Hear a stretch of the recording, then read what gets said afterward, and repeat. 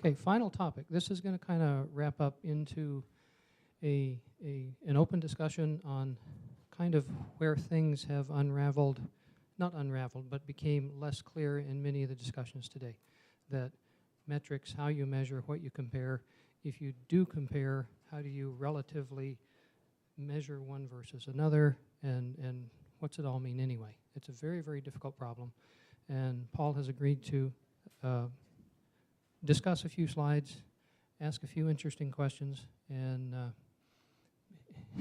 agree to be the final person of the day. So, Paul, I appreciate your courage here, and if this will work. There you go, Paul. Okay, well, thank you very much. This is a quasi-brief. I really don't have a theme or a topic. What I'm doing is bringing up questions and looking for responses, ideas in terms of research and development in this area. So a quick overview of what we're going to talk about. You've already seen that first line. I'm just going to say that we got that background information about technology has actually increased our risk from insider threat. We'll talk about some current or recently released R&D topics, mostly from within DoD, some other initiatives, and also mostly within DoD, and then implications, policy responses for carrying out this research. Okay, well, I think you've seen this one before, so I'm not going to go in much detail on this. Again, the only thing that I said today that was not directly addressed was, in fact, the impact of the Internet of Things. Okay, so critical infrastructure security and resilience. Now, we are involved in the Department of Homeland Security was recently given as a result of Executive Order 13636 and Presidential Directive 21. The CISIAC, whom is represented by me on this, is involved in helping draw up the research and development plan for DHS for the cybersecurity of critical infrastructure. Now, this is an essentially cross-domain effort, and it touches on numbers of different technical areas and their intersections or overlap. Who's our complex systems person there? All right, okay. What is your name, Trent? Okay, Trent. So this is for you, Bud. Or no, wait a minute. Anyway, this Bud's for you. All right, so the problem of complex systems interdependencies is, in fact, inimical in the area of cybersecurity of critical infrastructure protection. By its very definition, a cyber physical system is, in fact, a complex system that cuts across multiple domains. This means that this is an essentially cross-domain area that has to be understood. And it's going to intersect with 17 different sectors as defined by DHS. There are 17 different critical infrastructure sectors out there that have to be integrated in this research and development plan. This is a complex problem. Looking at vulnerabilities and assessments of mitigation strategies and just metrics. And in fact, adopting metrics that cut across or are shared across these multiple domains. It's going to be an interesting problem. In fact, I think I've covered that. Cross-domain interfaces and influences must be strictly understood and modeled at the applied research level. Now, so at the applied research level, we have to be able to actually come up with interesting but safe methods of doing empirical validation of our assumptions here, right? So we can just, for some of these systems, so let's talk the electrical grid, that's going to be a pretty large thing to model. And furthermore, you're not going to do much empirical testing on that. So these are serious research questions. And the human systems interfaces on these things are going to cause us to think about the inner interdependencies of what these human operators are doing in these multiple systems.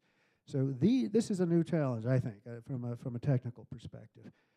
Well-defined metrics must be appropriated from and then shared across these multiple domains. I think this is going to be a fun problem.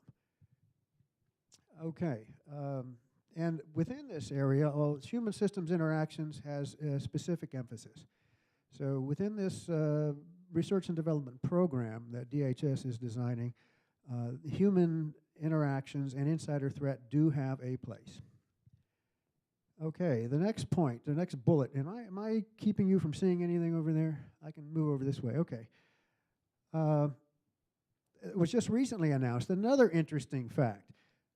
This is post-Snowden, August 8th.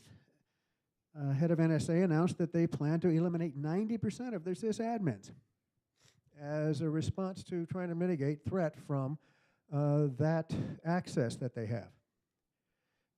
Now, these are quotes from the news releases and discussions. Using a technology to automate much of the work that is now being done by employees and contractors gives a more secure network. Now, these efforts predate Snowden's leaks, but the agency says this has now been accelerated. So we are on a fast track now for cognitive networks. Now, cognitive radio hasn't even really hit the big time. I mean, we started working cognitive radio, what, 8 and 10 years ago? And now we're going to be generalizing this into cognitive networks per se. This is only about a 5-year-old research area, at least from my perspective. The Finns have been doing great work in this area. They're probably ahead of us. But I don't think we're ready for commercialization or, let's say, high security systems. This is going to require some verification, validation, and modeling and simulation capabilities that we probably don't have yet either. So another thing to think about with respect to oncoming research and development plans. Yes. So 8 years ago, it was proposed to Stratcom to make these kind of networks, automated networks. They even have some models there. What happened to that? Just go by the wayside, or are they relooking at it? I do not know. I do not have specifically the answer to that because 8 years ago I was overseas. And so I can go back and look based upon, let's say, other exemplars like what Jitters has done with respect to cognitive radio. That had the greatest domain payoff, I think. And it's just beginning to be implemented to do, let's say, automated spectrum sharing in tactical radio networks using software agents to negotiate the bandwidth and frequencies. That capability is certainly mature enough in cognitive radio to field that. I don't know where we are with respect to cognitive networks.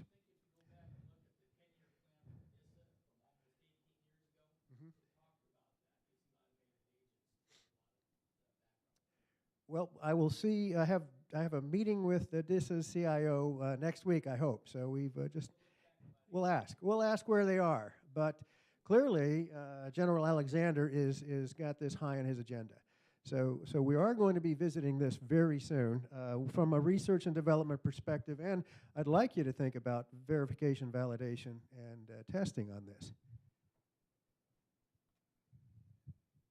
Okay, insider threat identification. Again, this is speak of the devil, here is a DISA initiative. The CIO at DISA wants to demonstrate the ability to analyze trends, patterns, and relevant data to identify insider threats that exist on DoD networks. So, again, this is a network-centric research paradigm.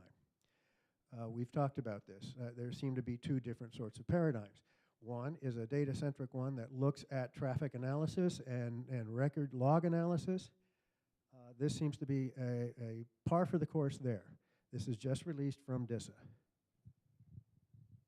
Another one on the far end of the spectrum, well, not that far, but counterbalance that research program with an entirely different one. This is a SIBR that was announced from Code 34 at ONR. Code 34 is the Human Systems Directorate. I used to work for them when I was at ONR Global. And this is cognitive modeling for cyber defense. So they want to develop cognitive models ACT-R or SOAR type models or other things that have automated capability to look at cues and indications and warnings for sets of actors, defenders, and users in a modeling and simulation domain that tries to represent thought processes, initiatives, intent, etc. Now, interestingly enough, from an insider threat perspective, they have not addressed or brought up how to do cognitive modeling over the insiders. So they've left that one out. But this is, in fact, a technological approach that could be taken as well as a research initiative for insider threat. And again, this was released just this year.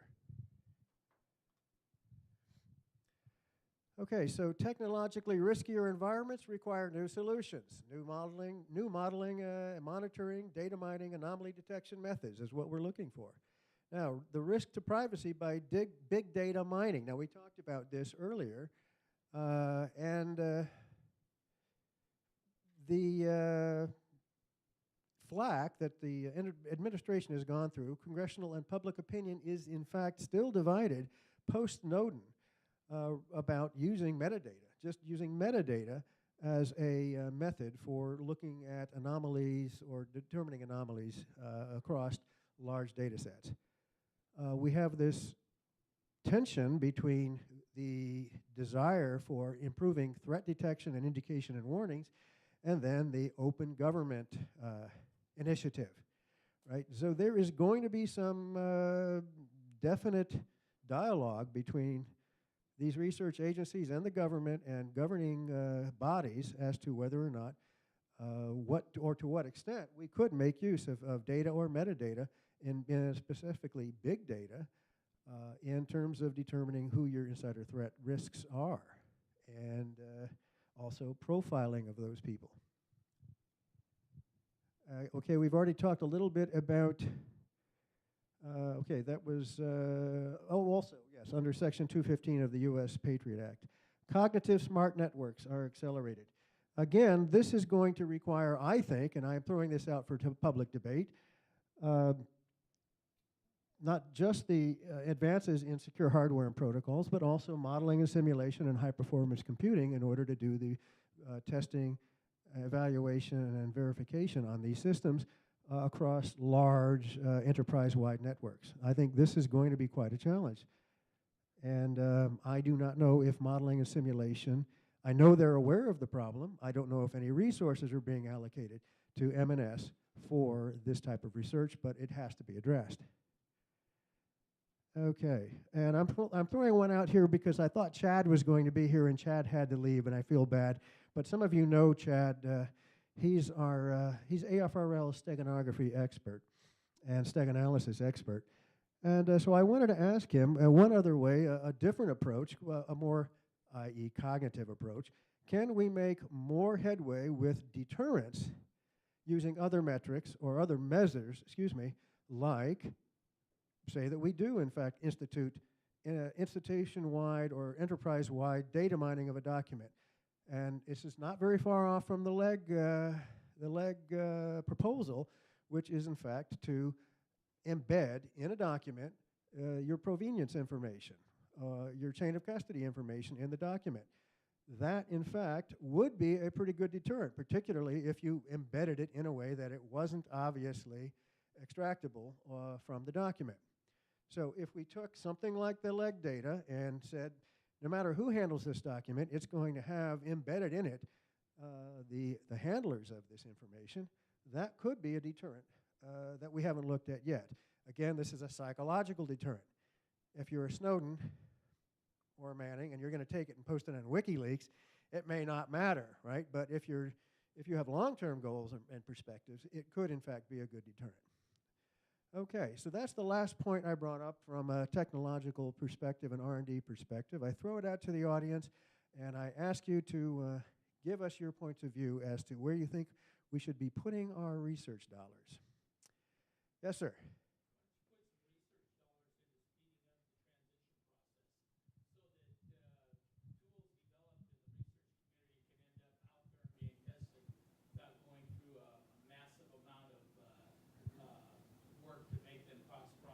Right.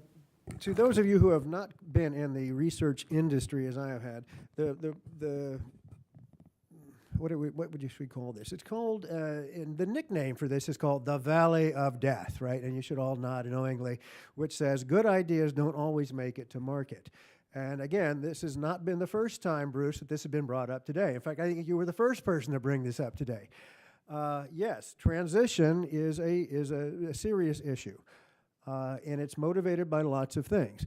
An SBIR will not get funded unless it has a good transition plan.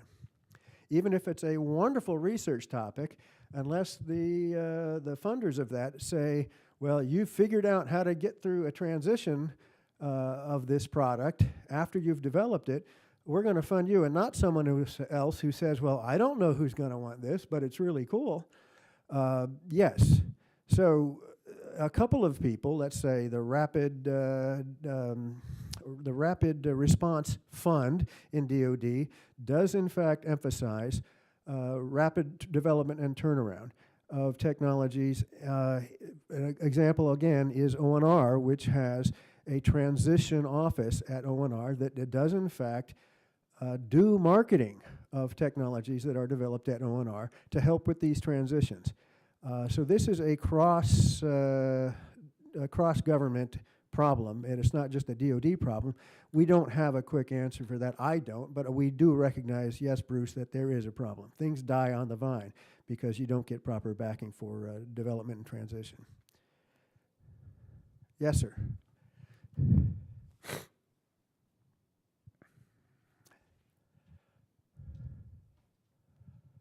Paul, it strikes me that one serious concern ought to be sort of the one-time thievery of internal data. One can imagine an individual that might be well-trained or might be corrupted, such they didn't indicate any continuing behavior that would be suspect, that simply was patient and waited and then managed to acquire some very sensitive data, sell it, transfer it, whatever. But it strikes me that's an entirely different type of concern that we ought to keep in mind. As a matter of fact, it also strikes me that sort of activity may be going on, and we might not even have any way of knowing that it has even occurred. Correct. I mean, there have been sleeper nets for many of years. If you really want an eye-opener, read the Metrokin archives, and this will tell you about activities that the Soviet Union engaged in the United States that we would never have known about unless they had told us. So yes, I mean, there is no absolute way to determine when or by whom information is being exfiltrated and what actions are being taken on that. Yes, I don't think there is a God's eye view that's going to give you the final solution for that. What we are looking at is just due diligence, methods for due diligence.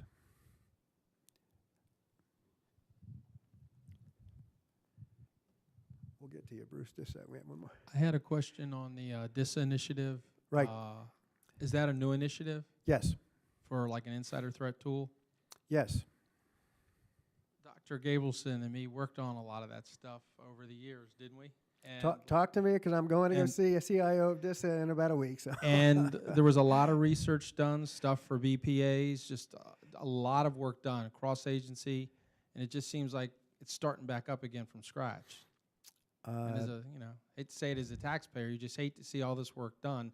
We were talking about this earlier, and then it's all of a sudden some great idea, but it's a little different shade of blue to start up looking at a tool again. That was done for the 2 or 3 years I was involved with the DoD Insider Threat Group, looking at tools, working with Bruce and a lot of agencies, working with the ESSG and all. And now it seems like we're starting this up again. So there's a lot of work that's been done.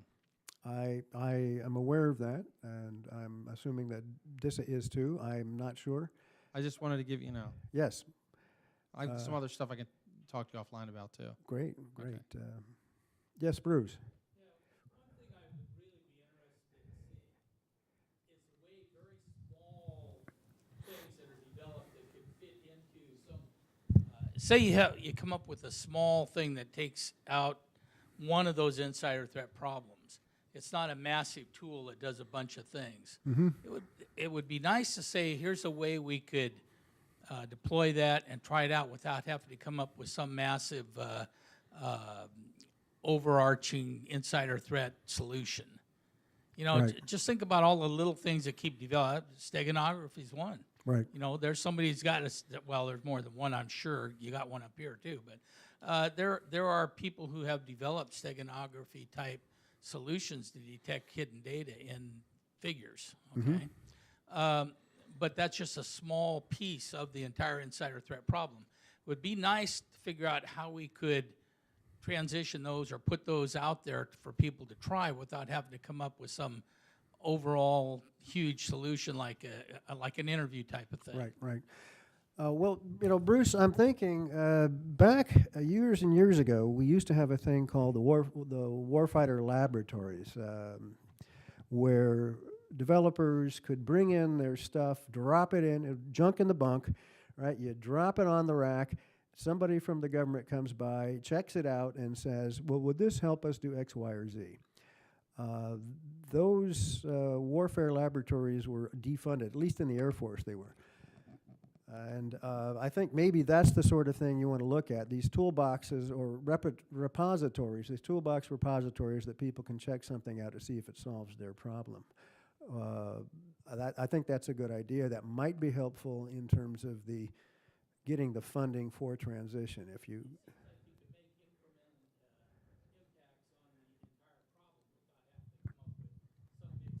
Right, right. Again, though, you have to talk about that integration and environment, right? This host-based approach, which I think would be a good way to go about it. Yes, sir. Yes, sir. Hi. I guess looking to synchronize efforts potentially, it's communities around, say, cyber threat information sharing, NIST standards for cybersecurity information SCAP standards. There's certain information models in place that facilitate connection of systems together. I think part of when you talk about, I've heard about a lot of different insider threat detection tools along the broad spectrum of things, and it's not always that they can't even anchor onto the same technological platform. It's that they're operating on a different data model entirely than all the others, and so that's really the issue. There's not, in the years I've been involved in this, there's not really a standard, okay, here's my model of what insider threat activities are, and then here's the kinds of behaviors that relate to those activities, and here's the kinds of observables that relate to those behaviors.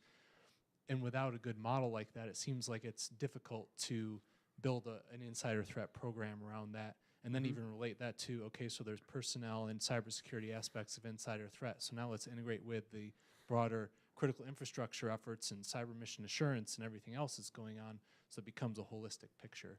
But so just areas in helping to refine common information models in those areas, and maybe helping to move some infrastructure along to help people develop solutions might be good. Well, I agree with you insofar as we never expected that we would have to be doing analysis as much as we have of SCADA systems to talk about figuring out what the cumulative impact of modulating this one frequency would be on a system. And of course, from within the system, you're looking at that one domain. You just think it might be noise or an aberration in the system, a bug. And the cumulative effect across the system, 3 systems down, is catastrophic. That's the kind of modeling and understanding cross-domain that I was referring to earlier that has to take place. Yes, sir, another question. Let's talk about tech transfer, tech transition, if you like. Pick your poison. It's kind of like a little bit of magic, but a lot of work. And the issue of, let's talk about the warfighter test beds. They didn't work because they were taking in research topics, trying them a research topic, and trying to say that they worked on every spec that the government had under every situation. It was never going to fly because they usually were soft things that were written in a language which was great for the lab, but not great for the hand off to anyone. So they just, eventually people say, well, we're not getting anywhere on this. The other way is commercialization. If you can find someone really who wants it and needs it, and in many ways that may be faster if cyber, the cost of cyber is bigger than the insurance policy you can buy for your company. So it's not magic. Now, from a research standpoint, understanding the threat, where you are in the threat and how well you can provide a capability, and I don't care how you do it at the same time. You say, I think I can do that and solve it. You can clearly work at that from a research standpoint. One of the things I got out of this workshop today was away from the technology. Been a technologist all my life, came out of the lab. Was, I think there's many protocols and approaches for getting rid of a lot of the shortfalls that are in insider threat that have to do with a business plan, an operating procedure, protocols in your company, protocols in your network, protocols on how you handle data, protocols on how you're collecting information that allows you later on to look at the forensic information. So if I would make a recommendation, the first thing I would make a recommendation for is to write a handbook. And some sort of a guide that says, here's some of the things you ought to do. So that kind of says, maybe that captures some of the new tools, and it captures not only some of the new tools, but some of the approaches that go in a business plan, whether it be starting up a new business for a small business or from a big company. We think these are the shortfalls because of lessons learned. Now, given that, now you've got a structure for saying, you know, I really can't do this. And now you can start to build some products that may be embodied by possibly Google and some of the big companies that say, you know, you guys are really taking a look at that. You know, certainly the cloud is one area, and you can get into cloud and do some things. The other problem that we've had with transition is every time someone tests anything or does anything, they do it on a database that they own that is not representative of anything. Right. Okay? So clearly, some simulators that are representative of the data are key. Anonymizing the data is a waste of time because after you anonymize it, the statistics are gone. The really important position that you're running your technology on has disappeared in the anonymization process because you're looking for determinants, or discriminants is a better word, discriminants that allow you to say, oh, look what's happening. And multiple discriminants lead to reducing the false alarms and increasing your confidentiality and the data you have and how the system is working. So what I'm trying to say, this is not a traditional Shark Tank kind of thing. There's a lot of other things you need to do. But you also need to do the marketing part of this thing. You got to think, I can think of some people who've written SIBRs here, and the way they got the commercialization is they said, you know, I'm going to train the world on how to do this. And they trained the world on how to do this in the products they had. And next thing you knew, some of those people were buying those products because they were trained on them, and they could then see how well they work.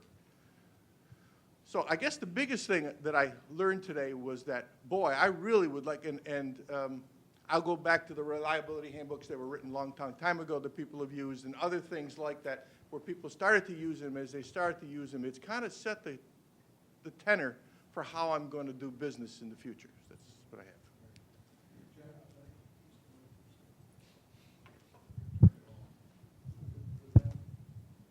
It's lit up. And hold that thought about regarding what you just said. Is there a science of reliability? Is there a science of security? Good question. Go ahead, Charlie. I wanted to just bring something up that wasn't mentioned. You know, we've tap danced all around the networks and security and steganography and everything else. There was a milestone event last year. Agile Delta, a small business innovative research company up in the Washington State area, not too far from Microsoft, got their standard for binary XML adopted by the W3C. And it, quick layman's approach, look up Agile Delta and their principle. It gives you the ability to do what appears to be about a 90% compression on XML transmission. And when you find that coming down your networks and your modeling and your simulation, it's a wonderful blessing, but it has to be dealt with and it needs to be decoded on each end. So if you got a whole bunch of that piped through, you wouldn't know what to do with it unless you recognized it as binary XML. Great stuff, and it was all done with a SIBR out of REDC.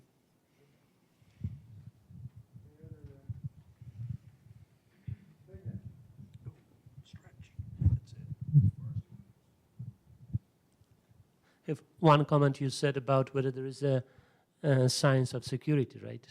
You just said a second ago, and really there is, I think NSA has now initiative when they found a research to look for, to build a science of security. There is no such.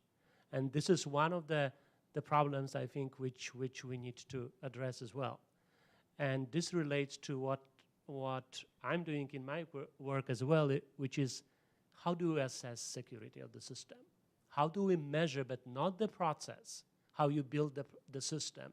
Because we have documents, we have rules to follow when we build secure system. And if you follow these rules, your system may get certified. But you build the product, you build the system, and whether this system is secure, there is no easy way to assess, really. And we have, many people have metrics. Many people have different metrics which are ad hoc in principle, and it's very hard to use them across systems. And we do the same.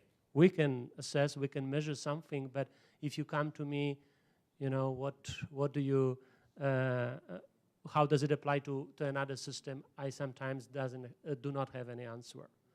And in one of the meetings with NSA, there was, very good question asked. A gentleman asked a question from the government. He said, can you answer the question, if I give you X amount of dollars, how much improvement in security I will get? Can you measure this? And nobody had answer to this question. And so we need a background because we have a metrics for which we know there are pure heuristics frequently. They work. But if you ask me why do they work, because they work based on the data which we have, they work. This would be my answer. And this is where we are, at least in my opinion, where we're stuck to some extent.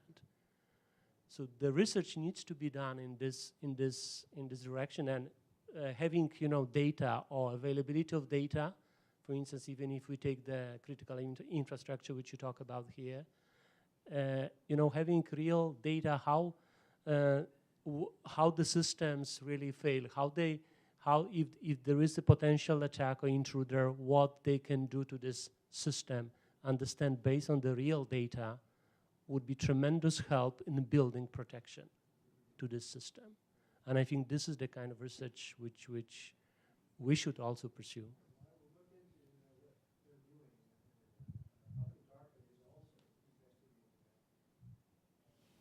Any other questions? How we doing? I can stay here as long as you want. I have a puzzle in my mind. You mentioned cognitive radio. What was the purpose of mentioning that? Because they certainly haven't solved the problem in cognitive radio that I know of, even though it started years ago as the software radio, in fact, right here at RADC back in the 80s. And they're still having problems with cognitive radios. In fact, there was just a large DARPA effort that came out 2 months ago to address, again, the lack of bandwidth in the communication aspects as it relates to Wi-Fi and piconets and radio, cell phone towers and radar and a whole bit. So why was that mentioned in your thinking? Not an exemplar, but as well, I guess an exemplar is a good word. If in fact we're going to be using the same approaches with respect to load balancing and quality of service management across our networks, we can expect about as fast progress with that as we would be with cognitive radio.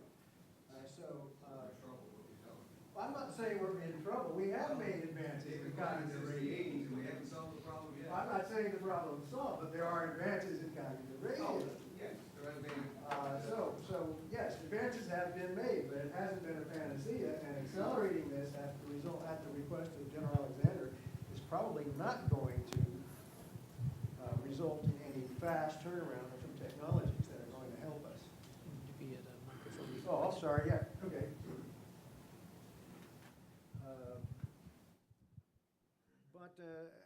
Cisco has indicated, yes, that they're investigating cognitive networks, and a number of different manufacturers are.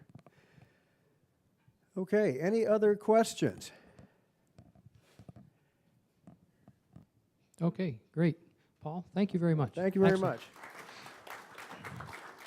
Hopefully this has been an informative day, a day that has given you some new insights, different ideas. If you have your feedback forms, please provide them. I think Taz is going to voluntarily be the recipient of them. If there's folks that had to leave earlier and you can take one or two with you, it would be helpful for us to get that feedback in return. I think the last topic was the most fun one, and that's probably where we need to look a little bit more, because the whole thing with metrics and data relationships and normalization is a very difficult problem. Fun problem, and I hope that you guys got some worthwhile information out from today. Thanks so much for coming. Appreciate it.